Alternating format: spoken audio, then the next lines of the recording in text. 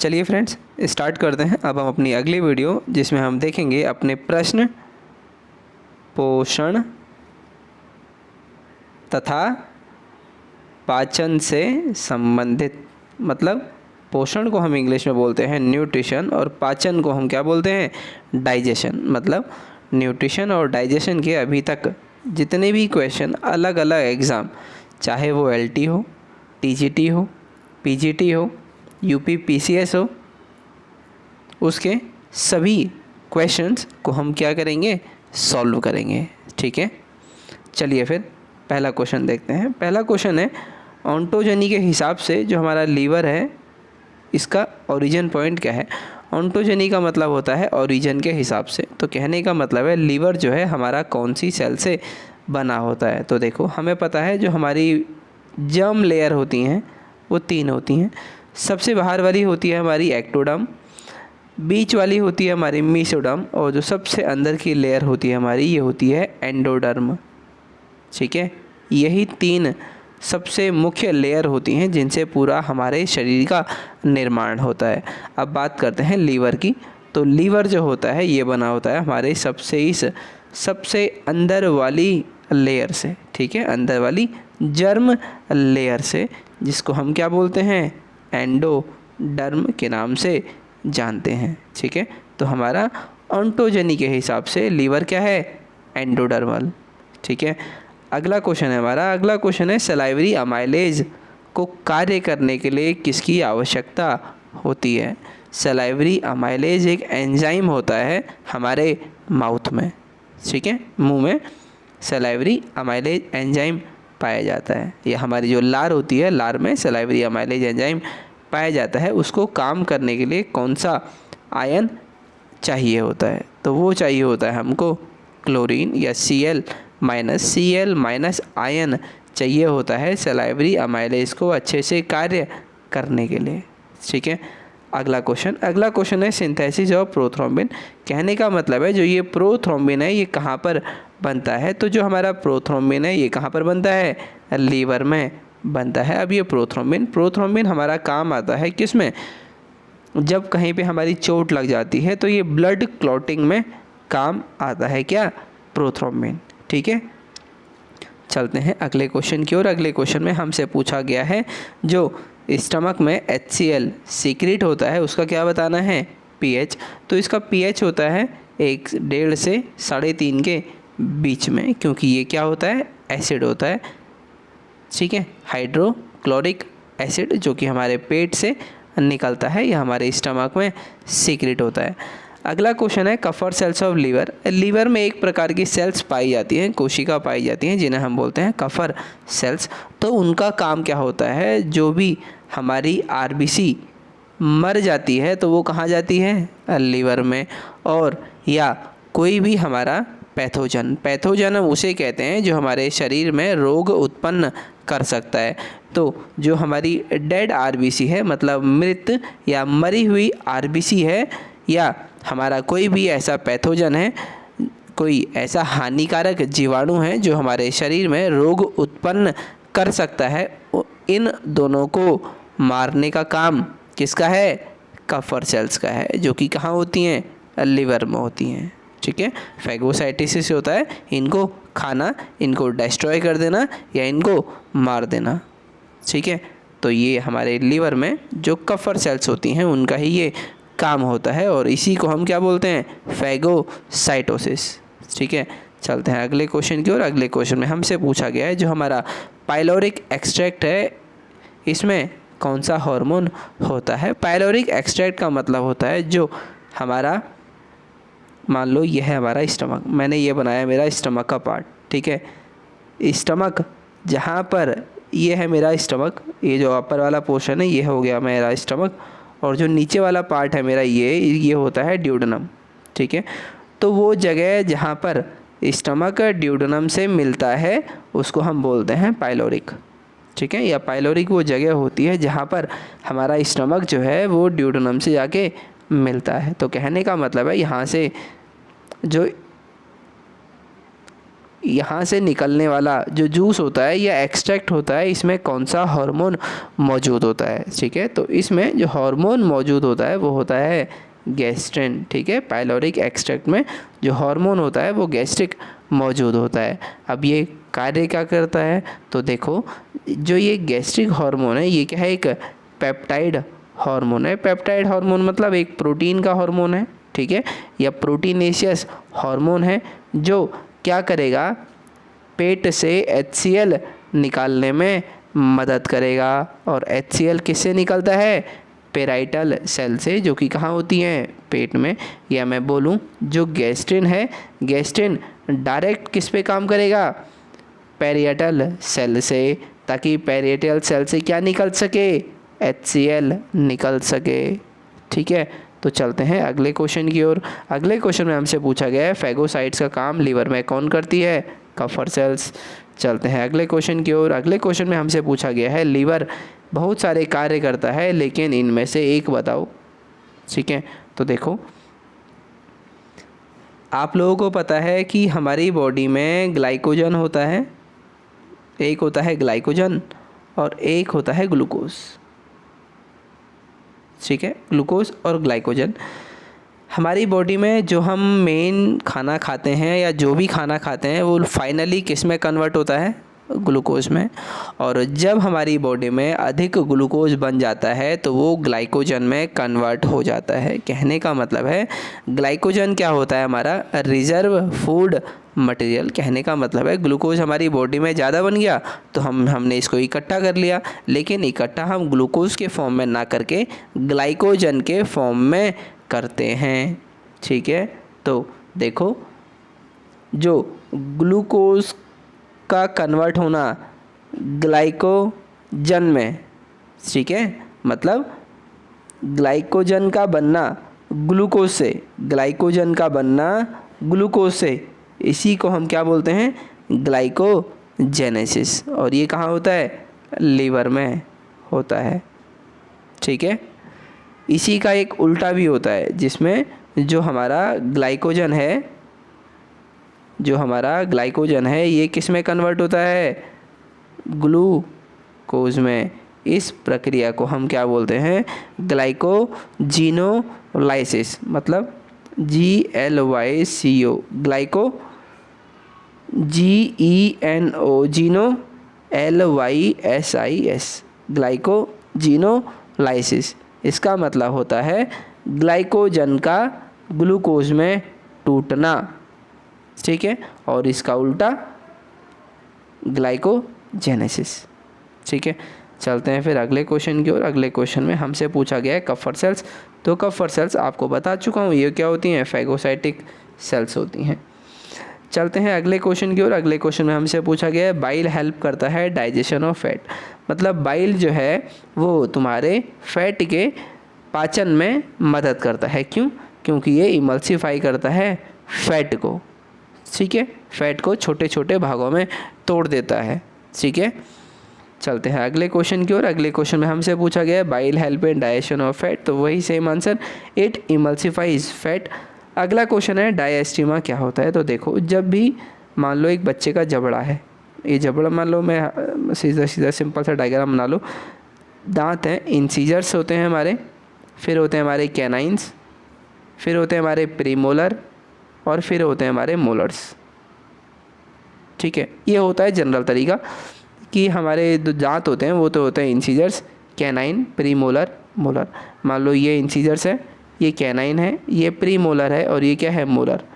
तो मान लो कभी किसी बच्चे में ये दो दांत के बीच का दांत, मान लो जैसे इंसीजर्स और प्रीमोलर के बीच में कैनाइन है, तो ये कैनाइन दांत मान लो बच्चे में नहीं आया, या किसी व्यक्ति में, किसी प्राणी में या किसी जानवर में नहीं आया, तो यहाँ पे क्या हो जाएगा, गैप। मतलब ये खाली जगह हो जाएगी ना। इंसीजर्स तो आ गया, प्रीमोलर्स भी दांत अपने समय पे आ गया, लेकिन ये दांत जो है नहीं आया उसमें। ठीक है, कौन सा, कैनाइन दांत नहीं आया। तो आपको पता है मतलब ये हो गया इंसीजर्स, ये हो गया प्रीमोलर, ये हो गया मोलर। कहने का मतलब है इंसीजर्स भी आ गया, प्रीमोलर भी आ गया, मोलर भी आ गया, लेकिन ये जो बीच में जगह क्या रह गई, खाली रह गई। किसके लिए, कैनाइन के आने के लिए, लेकिन ये दांत नहीं आया। तो ये जब दो दांत के बीच का जो गैप होता है इसी को हम क्या बोलते हैं? डायास्टीमा। ठीक है, जब भी दो दांत के बीच में गैप होगा किसी भी कारण, या मान लो दांत आया ही नहीं, तो हम उसे क्या बोलते हैं? डायस्टीमा। ठीक है, अब देखते हैं क्वेश्चन। डायस्टीमा क्या होता है? तो डायस्टीमा होता है गैप बिटवीन टीथ, दांतों के बीच में गैप। नाइट ब्लाइंडनेस किसकी कमी से होता है? नाइट ब्लाइंडनेस मतलब रात को लोगों को दिखना कम हो जाता है, तो वो होता है विटामिन ए की कमी से। अगला क्वेश्चन है मीजनर प्लेक्सस कहाँ पर मिलता है? तो भैया जो मीजनर प्लेक्सस है वो इंटेस्टाइन, या मैं बोलूँ जो हमारी गैस्ट्रो इंटेस्टाइनल GIT है वहाँ पर प्रेजेंट होता है। ठीक है, चलते हैं अगले क्वेश्चन की ओर। अगले क्वेश्चन में हमसे पूछा गया इंटेस्टाइन ऑफ कार्निवोरस फिश। एक मछली है, वो क्या है? कार्निवोरस, मतलब मांसाहारी मछली है। तो उसकी जो आंत होगी वो कैसी होगी? Smaller than that of herbivorous. Herbivorous से क्या होगी? छोटी होगी। ठीक है, क्योंकि जो मांस होता है वो पहले से ही क्या होता है, मतलब इनको ज़्यादा डाइजेशन की ज़रूरत नहीं होती है। जब ज़्यादा डाइजेशन की ज़रूरत नहीं होगी तो आंत कैसी होगी? छोटी होगी। ठीक है, इसीलिए बोला है जो मांसाहारी प्राणी है या जो मांसाहारी फिश है, इसकी जो इंटेस्टाइन है ये कैसी है? छोटी है। ठीक है, चलते हैं अगले क्वेश्चन की ओर। अगले क्वेश्चन में हमसे पूछा गया है जो डक्ट ऑफ विरसंग ये किससे संबंधित है? तो देखो, जो हमारी डक्ट ऑफ विरसंग जो होती है ये हमारी पैनक्रियाज से संबंधित होती है।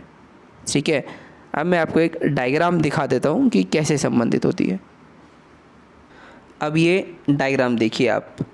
इस डायग्राम में जो ये आप देख रहे हैं ये पूरा क्या है? मेरा एक पैनक्रियाज। ठीक है, अब इस पैनक्रियाज के बीच में जो आप ये ग्रीन कलर की लाइन देख रहे हैं ये क्या है? एक डक्ट। डक्ट का मतलब होता है नली। ठीक है, तो ये जो पैनक्रियाज के अंदर जो ये नली है इसी को हम क्या बोलते हैं? Duct of विरसंग।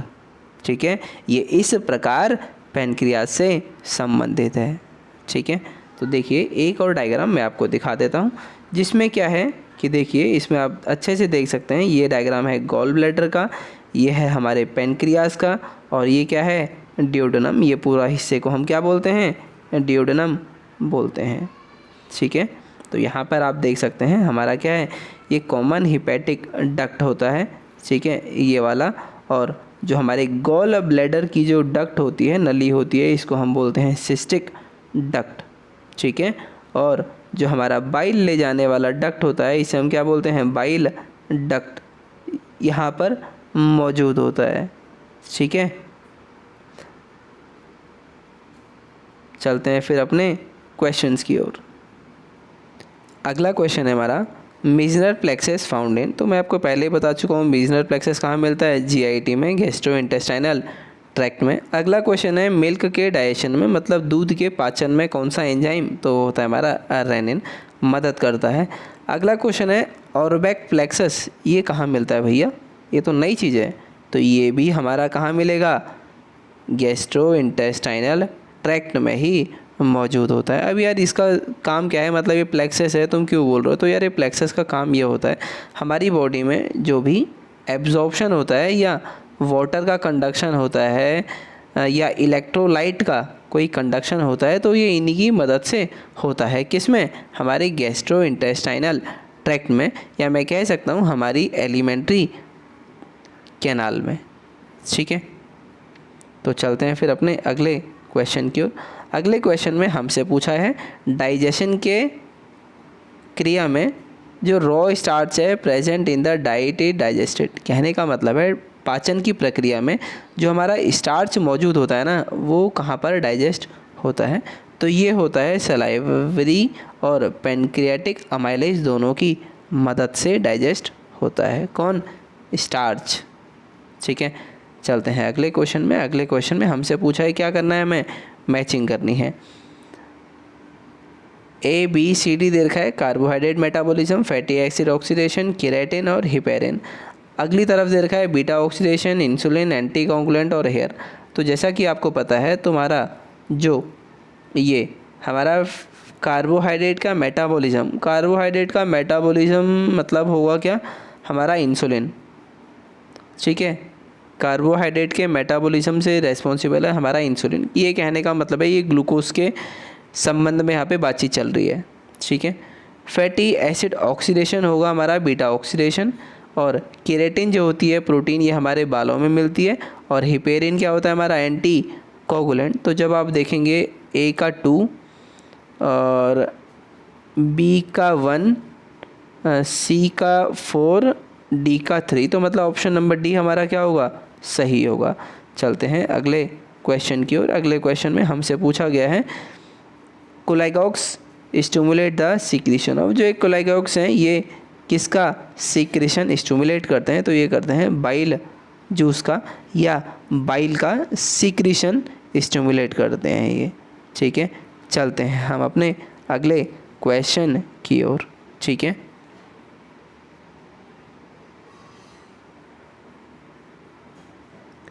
अगला क्वेश्चन है which of the following amino acid is not found in protein. Protein में कौन सी अमाइनो एसिड मौजूद नहीं होती है, ऑर्निथिन, एस्पार्टिक एसिड, आर्जिनिन या ट्रिप्टोफैन। अरे ये इतना गंदा मजाक बना रखा है क्वेश्चन को। जो ये ऑर्निथिन है ना, ऑर्निथिन तो एक साइकिल होती है। ठीक है, तो ये प्रोटीन कैसे हो गया, या अमाइनो एसिड कैसा हो गया, है ना। तो यही हमसे पूछा है, जो नहीं है तो ये ऑप्शन ए हमारा क्या है, नहीं है। ठीक है, ये होती है ऑर्निथिन साइकिल होती है एक। ठीक है, जिसमें हमारा क्या बनता है, यूरिया बनता है। चलते हैं अगले क्वेश्चन की ओर। अगले क्वेश्चन में हमसे पूछा गया है राइबोफ्लेविन मान लो डेफिशिएंसी हो जाए, मान लो राइबोफ्लेविन की कमी हो जाए तो तुम्हें कौन सा रोग देखने को मिलेगा, तो वो मिलेगा क्या, चिलोसिस। चिलोसिस रोग आपको देखने को मिलेगा अगर आपके शरीर में किसकी कमी हो गई, राइबोफ्लेविन की। राइबोफ्लेविन कहने का नाम है, कुछ नहीं है, डराना चाह रहे हैं आपको, आप डरना मत, बिल्कुल सिंपल सा है। जो विटामिन B2 है उसी का नाम क्या है, राइबोफ्लेविन। ठीक है, और विटामिन B1 होता तो क्या होता उससे, बेरी होता। ठीक है, चलते हैं अगले क्वेश्चन की ओर। अगले क्वेश्चन में हमसे पूछा गया है in man the speed of recognition of a particular taste with a protruded tongue compare to the tongue in situ is. कहने का मतलब है आपको टेस्ट पहचानना है, एक बार आपने जीभ बाहर निकाली और एक बार जीभ आपने अंदर निकाली, तो आप ये बताओ आपको आपने जो टेस्ट किया उसमें क्या डिफरेंस होगा। तो डिफरेंस ये होगा इनिशियली फास्टर देन स्लोअर। पहले टेस्ट कैसा होगा, फास्टर होगा, फिर कैसा होगा, स्लोअर हो जाएगा। मतलब मान लो आपने कोई चीज़ जीभ बाहर निकाल के किसी चीज़ को टेस्ट किया है। मान लो एक प्लेट है, प्लेट में क्या रखे हैं, रसगुल्ले रखे हुए हैं। आपने क्या किया, अपनी जीभ बाहर निकाली और टेस्ट किया। तो कहने का मतलब है, तो पहले तो टेस्ट आपको कैसा लगेगा, बहुत ज़्यादा मीठा लगेगा, फास्टर होगा, फिर क्या होगा, थोड़ा थोड़ा कम मीठा लगेगा। ठीक है, मतलब पहले क्या था, टेस्ट ज़्यादा था, मतलब मीठा ज़्यादा लगेगा, फिर जब आप उसको जीभ को अंदर ले लेंगे तो आपको हल्का सा कम मीठा लगेगा। मीठा तो लगेगा लेकिन उसकी इंटेंसिटी की अगर मैं बात करूँ, या उसका जो कैसे समझाऊँ मैं उसको, मतलब जो उसका टेस्ट है ना वो थोड़ा ज़्यादा और कम में, ऐसा डिफरेंस आप पहचान सकते हो ऐसे। ठीक है, तो चलते हैं अगले क्वेश्चन की। और अगले क्वेश्चन में हमसे पूछा है animal usually store energy supplying nutrient in the form of. कहने का मतलब है एनिमल्स जो स्टोर करते हैं एनर्जी वो किस फॉर्म में सप्लाई करते हैं, वो करते हैं कार्बोहाइड्रेट और लिपिड के फॉर्म में एनर्जी सप्लाई करते हैं, या स्टोर एनर्जी को सप्लाई करते हैं। ठीक है, अगला क्वेश्चन है कोलियोसाइटोकाइनिन एक्साइट्स। कोलियोसाइटोकाइनिन किसको एक्साइट करता है, ये करता है पैनक्रियास को। ठीक है, ताकि पैनक्रियास से क्या निकले, पैनक्रियाटिक जूस निकले। ठीक है, इसी का शॉर्ट फॉर्म क्या है, CCK। ठीक है, चलते हैं फिर अगले क्वेश्चन की ओर। अगले क्वेश्चन में हमसे जो पूछा गया है वो पूछा गया है इनमें से कौन सा बताओ, कौन जो हमारे गैस्ट्रिक सिक्रीशन को रोक देगा। कहने का मतलब है हमारा जो पेट है इससे क्या निकल रहा है, HCl ज़्यादा निकल रहा है। आप चाहते हो HCl क्या हो जाए, रुक जाए, तो वो काम कौन करेगा, एंटीरोगेस्ट्रोन करेगा। ठीक है, चलें फिर अगले क्वेश्चन की ओर चलते हैं। अगला क्वेश्चन है हमारा symptoms of diabetes mellitus include. तुम्हें कैसे पता लगेगा तुम्हें ये डायबिटीज़ मेलाइटस नाम की बीमारी हो गई है, जब इसके क्या दिखेंगे, लक्षण। अब वो लक्षण ही तुम्हें बताने हैं। तो लक्षण में क्या है, हाइपरफेजिया होगा, हाइपरग्लाइसीमिया भी होगा और क्या होगा, ग्लूकोसूरिया। ठीक है, कहने का मतलब है डायबिटीज़ मेलाइटस आपको तब देखने को मिलता है जब आपकी बॉडी में क्या हो जाती है, इंसुलिन की कमी, मतलब इंसुलिन की मात्रा आपके शरीर में कम निकलता है, या मैं बोलूँ आपकी बॉडी में इंसुलिन की क्या हो जाती है, कमी हो जाती है। तो हाइपरग्लाइसीमिया जो आप ये शब्द सुन रहे हो, इसका मतलब होता है इंसुलिन का कम निकलना। ठीक है, बिल्कुल सही है, डायबिटीज़ मेलाइटस में ऐसा होता है। अगला जो ऑप्शन नंबर ए था वो था हाइपरफेजिया। हाइपरफेजिया का मतलब होता है भूख ज़्यादा लगती है, हंगर ज़्यादा, मतलब भूख ज़्यादा लगेगी जिसको डायबिटीज़ मेलाइटस होगा। एक तो उसकी बॉडी में इंसुलिन कम निकलेगा, दूसरा उसको भूख ज़्यादा लगेगी, तीसरा ग्लूकोसूरिया, कहने का मतलब है जो उसकी यूरिन है, उसकी जो बाथरूम है उसमें क्या निकलेगा, ग्लूकोज भी निकलेगा। पता कैसे लगेगा, जब भी वो बंदा वॉशरूम में जाएगा या कहीं भी वॉशरूम में अगर जाएगा, यूरिन करेगा, तो वहाँ पर क्या होगा, उसके आसपास थोड़ी देर में चींटियाँ आने लग जाएंगी। ठीक है, क्योंकि आपको पता है अगर आप कहीं पर भी कोई मीठा सामान रखते हैं तो वहाँ पर क्या जाती हैं, चींटियाँ। तो सेम ऐसा ही इस व्यक्ति के साथ भी होगा। ठीक है, जहाँ पर भी ये यूरिन करेगा उसके आसपास थोड़ी देर बाद वहाँ पर चींटियाँ इकट्ठा हो जाएंगी। ठीक है, तो ये थे तीनों किसके लक्षण, डायबिटीज़ मेलिटस के। चलते हैं अगले क्वेश्चन की ओर। अगले क्वेश्चन में हमसे पूछा है which of the following secretion associated with digestion does not have enzyme. कहने का मतलब है इनमें से वो बताओ जो कोई भी एक एंजाइम रिलीज नहीं करता है, बाइल, गैस्ट्रिक जूस, सलाइवा या पैनक्रियाटिक जूस। तो हमारा जो बाइल है ये, इसमें कोई भी एंजाइम मौजूद नहीं होता है। अरे वाह, अगला क्वेश्चन है मज़ेदार। तुमसे पूछा है जो तुम घर में अपना कुत्ता पालते हो ना, पेट डॉग, जिसको तुम नाम रखते हो कि टॉमी वॉमी। अब टॉमी से याद आ गया, तुम्हारा कुत्ता कुत्ता मेरा कुत्ता टॉमी, ऐसी था ना कुछ वो। हाँ, मेरा कुत्ता कुत्ता तुम्हारा कुत्ता टॉमी। हाँ, ये अब याद आ गया, ये है सही वाला। तो देखो इसमें जो उसके दांत है ना, जो अब दांत का बता दो डेंटल फार्मूला। डेंटल फार्मूला होता है जब तुम्हें इंसीजर्स, कैनाइन, प्री मोलर और मोलर चारों दांत पता हो। ठीक है, 4 टाइप के दांत होते हैं, incisors, canine, pre molar, molar. अब ये बता दो कुत्ते में कौन कौन कितने कितने मिलते हैं। तो भैया देखो इंसीजर्स तो मिलते हैं 3, कैनाइन मिलता है 1, प्री मोलर मिलता है 4 और मोलर मिलते हैं 2। ठीक है, यही मिलते हैं ना, बस हो गया सीधा सीधा। आप देखेंगे ये तो हो गया आधे का ही तो हो गया ना ये, और इसी को आप ऐसे कर देंगे, मतलब 3 1 4 2 ऐसे ही आप सेम लिख देंगे, तो ये कहाँ का हो जाएगा। देखिए जो उसकी अपर है ना, मतलब मोलर में इसका एक तरीका है। मोलर में यह है कि एक तरफ के इसके होते हैं 2 दांत, दूसरी तरफ होते हैं इसके 3 दांत मोलर में। ठीक है, तो जो आप इसको कैलकुलेट करेंगे 4 3 7 8 9 10, एक तरफ होंगे 10 और दूसरी तरफ कहते होंगे एक बढ़ जाएगा 11 हो जाएगा, मतलब एक तरफ 10 हो जाएंगे, दूसरी तरफ 11 हो जाएंगे। और आपको बताने हैं टोटल दांत। पूछ लिया आपने टोटल दांत कितने हैं, तो टोटल दांत 10 को भी 2 से मल्टीप्लाई कर दोगे 20 और 11 को भी 2 से मल्टीप्लाई करोगे 22। अब 20 और 22 टोटल कितने हो गए 42, मतलब 42 दांत मौजूद होते हैं किसमें, कुत्ते में। मतलब जो आपके घर में टॉमी वॉमी जो भी आपने पाल रखा है ना, उसके तो हैं 42 दांत। ठीक है, और कैसे कैसे हैं ये मैंने बता दिया, 3 1 4 2 और नीचे 3 1 4 3, और ये क्या हो गया इसका डेंटल फार्मूला। टोटल दांत कैसे कैलकुलेट करने हैं ये भी मैंने आपको बता दिया। ठीक है, अब देख लो आंसर में है डी ऑप्शन होगा हमारा करेक्ट। ठीक है, जिसमें दे रखा है ये आई का मतलब इंसीजर, सी का मतलब कैनाइन, पी का मतलब प्रीमोलर, एम का मतलब मोलर। बाकी इसमें भी दे रखा है 2/3, ये मैं आपको बता चुका हूँ अभी। चलते हैं अगले क्वेश्चन की ओर। अगले क्वेश्चन में हमसे पूछा गया रेनिन क्या डाइजेस्ट करता है। तो भैया रेनिन डाइजेस्ट करता है हमारी मिल्क की प्रोटीन को। ठीक है, अगला क्वेश्चन है cystic duct comes out from. Cystic duct किससे निकलता है, तो ये अभी मैं आपको थोड़ी देर पहले शायद बता चुका हूँ। जो गॉल ब्लैडर से बाहर को जो डक्ट निकलती है उसका नाम क्या होता है, सिस्टिक डक्ट। ठीक है, गॉल ब्लैडर से बाहर। चलते हैं अगले क्वेश्चन की और अगले क्वेश्चन में हमसे पूछा है तुम्हें क्या बताना है, करेक्ट मैचिंग बतानी है। कि थायरोक्सिन रिकेट्स, विटामिन डी से क्रेटिनिज्म, कैल्कोटोनाइन से पैराथायराइड, या फिर हाइपर ग्लाइसीमिया ग्लूकैगन। तो भैया देखो तुम्हें सीधे सीधे पता लग रहे होंगे शुरू के 3 ऑप्शन क्या हैं, गलत। लेकिन जब आप लास्ट ऑप्शन को देखेंगे हाइपर ग्लाइसीमिया, तो वो ग्लूकैगन से ही होता है, ठीक है। तो मतलब ये क्या है, हमारा ऑप्शन नंबर डी करेक्ट है, ठीक है।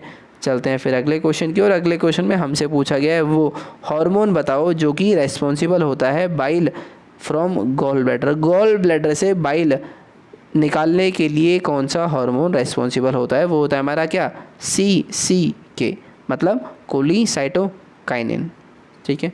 चलते हैं अगले क्वेश्चन की ओर। अगले क्वेश्चन में हमसे पूछा गया है vitamin A combined with protein in the retinal to product. कहने का मतलब है विटामिन ए जो है वो प्रोटीन के साथ कंबाइन करता है, प्रोटीन के साथ, उस प्रोटीन का नाम है रेटिनल,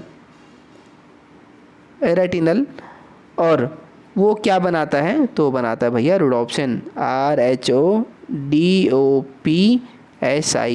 रोडोप्सिन बनाता है, ठीक है। यही है ना, इसमें लिखा है ना, देखो vitamin A combines with a protein in the retina to product. Vitamin A जो है वो एक प्रोटीन के साथ कंबाइन करता है, कहाँ पर, हमारे रेटिना में, और प्रोडक्ट बनाता है, क्या बनाता है, रोडोप्सिन, ठीक। तो हमारा रोडोप्सिन क्या होगा इसका करेक्ट आंसर। अगला क्वेश्चन है, अगला क्वेश्चन हमसे पूछा गया कफर सेल, तो भैया 10 बार पूछ लिया इन्होंने, फैगोसाइटोसिस होगा इसका करेक्ट आंसर। अगले क्वेश्चन में चलते हैं। अगले क्वेश्चन में पूछा है स्तनियों में कार्बोहाइड्रेट जो है किस रूप में स्टोर होती है, तो वो होती है ग्लाइकोजन के फॉर्म में लीवर और हमारी मांसपेशियों में। अगला क्वेश्चन है इनमें से कौन सा एक वेस्टिजियल ऑर्गन है। वेस्टिजियल ऑर्गन का वो मतलब होता है जो पहले ज़माने के लोग थे, मतलब प्राचीन लोगों में वो अंग कार्य करता था, लेकिन आधुनिक मनुष्य हम जो हैं हमारे में वो काम नहीं करता है, तो वो क्या है, वर्मीफॉर्म अपेंडिक्स, ठीक है।